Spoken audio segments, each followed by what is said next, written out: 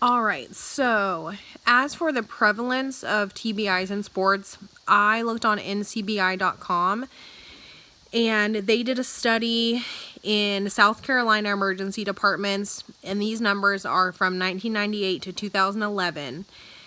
And they found that of all of those visits, 6.3% of them were sports related, of the people who came in with TBIs.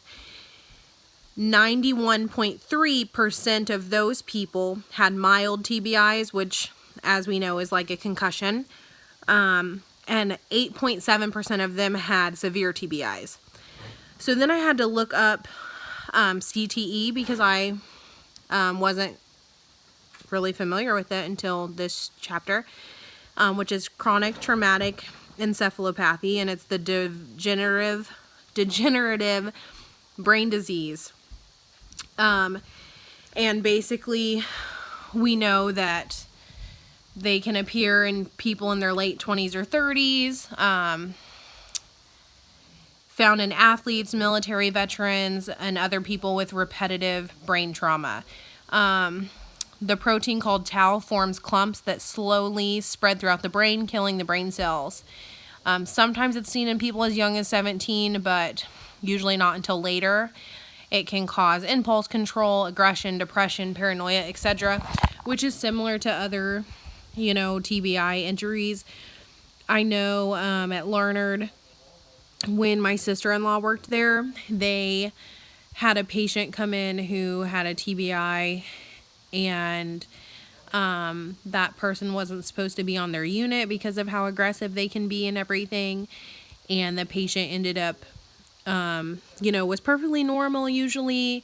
In fact, you wouldn't even realize. And then at one point he or she, doesn't matter, whatever,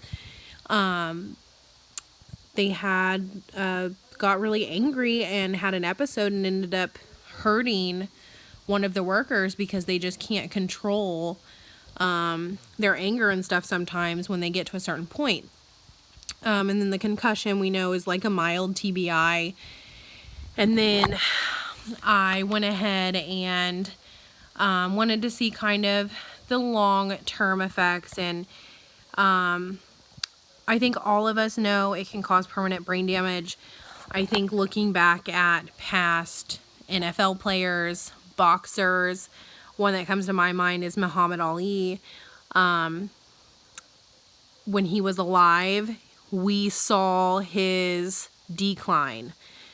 And it got to the point where he had so much trouble talking and like walking on his own. And I think a big part of that was an impact of concussions over and over again. As for the danger of contact sports, I looked up what sports has the highest rate of concussions, and it actually told me women's ice hockey has 0.91 injury rate per 1,000. Second, men's American football, 0.54 per 1,000. Men's ice hockey, 0.41 per 1,000. And then women's soccer, 0.41 per 1,000. So that surprises me because I wasn't expecting those to be so prevalent. And then we get into the 0.28 and below: men's soccer, men's lacrosse, men's wrestling, women's basketball, and so on and so forth. As for the all sports category, the incidence is 0.28 injury rate per 1,000. And this was based on collegiate athletes from 1998 to 2004. So I thought that was really interesting as well. And then as for, the danger of contact sports, I think we all know that concussions can be dangerous. Repetitive head injury can be dangerous. Children in contact sports, I don't know. I don't have kids yet, so I'm not sure how I feel about it. I do think that injuries at a young age, when their brain isn't fully developed, could have more issues. Do I think that like flag football in young kids is fine? Yes, I do. Do I necessarily think that I want my 5-year-old playing tackle football? No, probably not.